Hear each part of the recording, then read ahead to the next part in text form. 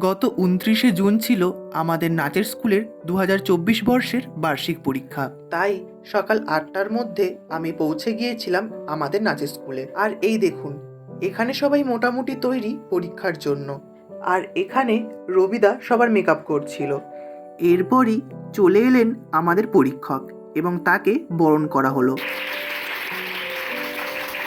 আমাদের পশ্চিমবঙ্গ নয়, ভারতবর্ষের বিভিন্ন রাজ্যে আমাদের এই পরিষদ আছে, সেন্টার আছে।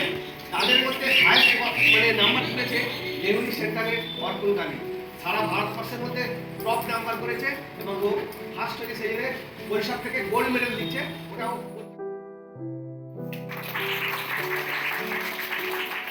এটি আমার কাছে একটি স্মরণীয় মুহূর্ত, যা আজীবন স্মরণীয় হয়ে থাকবে আমার মনের মণিকোঠায়।